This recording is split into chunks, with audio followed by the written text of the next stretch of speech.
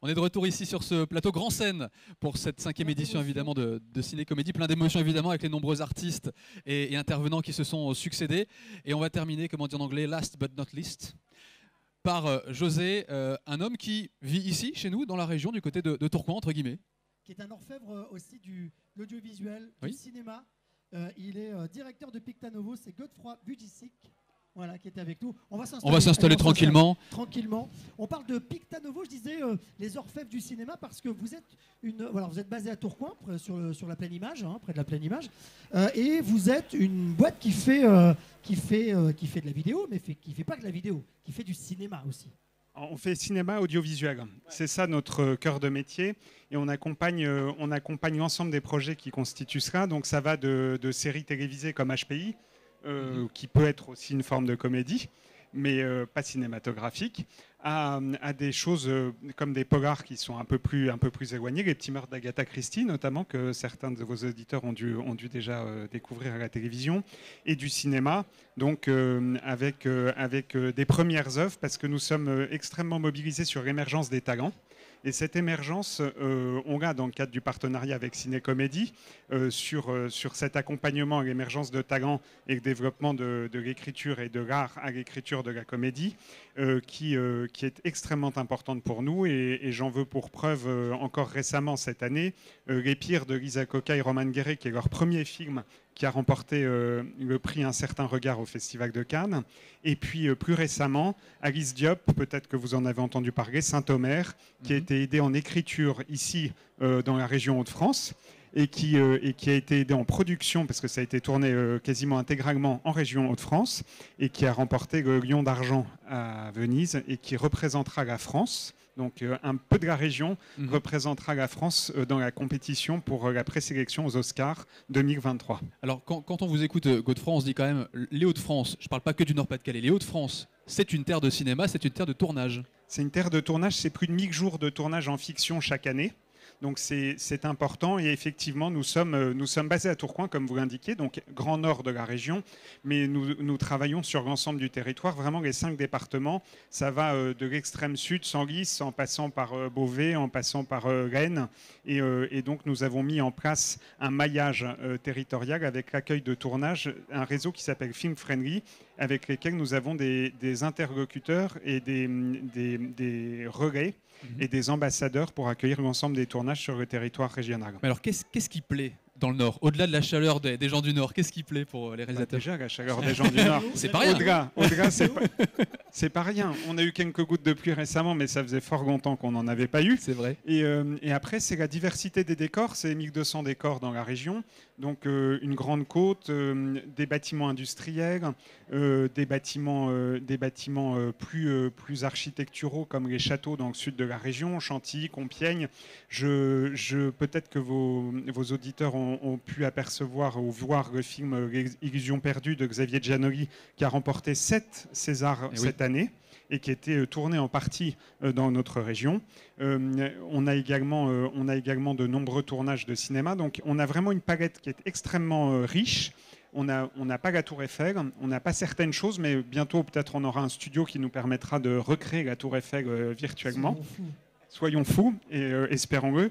Mais nous travaillons en tout cas dans ce sens, et on fait partie des 3 régions qui ont été fléchées par la présidence de la République pour être des territoires prioritaires dans le cadre de France 2030. C'est-à-dire qu'au niveau national, nous sommes positionnés avec l'arc méditerranéen, l'Île-de-France et donc les Hauts-de-France comme les 3 territoires prioritaires pour les tournages de cinéma et audiovisuel à l'horizon 2030. Donc vous êtes Pictanovo, facilitateur aussi dans la région pour l'émergence peut-être de nouveaux projets, de nouveaux réalisateurs aussi? Alors de nouveaux projets de réalisatrices et de réalisateurs, d'autrices et d'auteurs sur différents secteurs. Là, nous allons lancer dans quelques jours un fonds de soutien. Vous parliez de vidéo au début de notre entretien pour les vidéastes, pour pouvoir accompagner la création sur smartphone ou sur des supports qui sont plus proches peut-être de la jeunesse ou de nos usages aujourd'hui. Et puis nous accompagnons depuis le mois de mars le soutien à la vidéo musique pour la création de clips, parce que c'est une forme assez courte et donc qui est assez intéressante pour accompagner des premières œuvres. Et puis après, nous avons nos choses plus emblématiques et connues qui sont l'ensemble de l'accompagnement au secteur associatif, qui est une spécificité régionale des Hauts-de-France. Et puis évidemment, le court-métrage et les premières œuvres dont je vous parlais il y a quelques instants. Alors, petite indiscrétion peut-être, on va essayer, on va un petit peu tester la chose. On a parlé, entre guillemets, des tournages passés et actuels.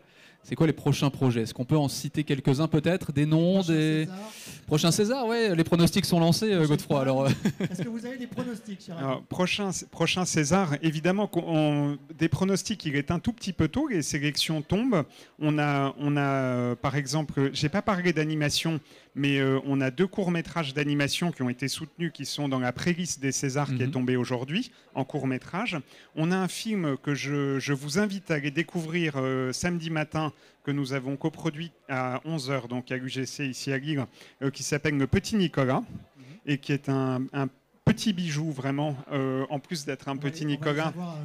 Oui, justement, ouais, effectivement. Et c'est vraiment très intéressant. C'est un très joli film qui a été donc en partie fabriqué en région et qui retrace la vie de Sampé qui nous a quittés il y a quelques jours, et de Goscinny, et c'est vraiment très intéressant, très touchant comme film, donc je vous invite à aller le voir.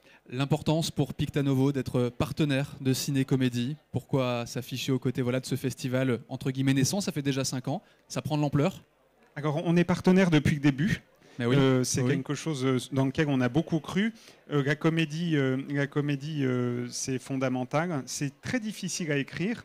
Donc de pouvoir accompagner avec la directrice de l'atelier d'écriture, donc Fadette Drouard, qui est que peut-être vous recevra demain d'ailleurs. Exactement. Qui s'occupe du lab, qui est la directrice et qui est scénariste et avec des projets extrêmement intéressants, et qui nous accompagne également, et je l'en remercie, en tant que présidente du comité court-métrage au sein de Pictanovo. Elle concourt à sélectionner et à apporter une expertise bienveillante dans le cadre des choix pour les futurs courts-métrages que nous pourrons être amenés à découvrir en production prochainement. Eh bien, merci beaucoup en tout cas d'être venu nous parler de Pictanovo. À Tourcoing, depuis combien d'années? Depuis 3 ans et demi. Et Pictanovo, depuis combien? Alors, Pictanovo est né en 2013 de la fusion du CRAV, dont vous aviez peut-être déjà entendu parler, et du Polymage. Mais c'est une vieille histoire, si vous me permettez, parce que en fait, c'est une volonté politique extrêmement forte de la région et de l'ensemble des acteurs depuis 1985. Donc, c'est le fruit d'un long travail. Alors, je suppose juste, on va peut-être terminer là-dessus, Godefroy, en tant que passionné de cinéma que vous êtes, être assis juste après Claude Lelouch, ça fait quand même quelque chose, j'imagine? Mais il ne pas s'asseoir. Oui, je vois que depuis tout à l'heure, vous êtes un petit peu en attente de... Non, mais effectivement, c'est intimidant. Et puis,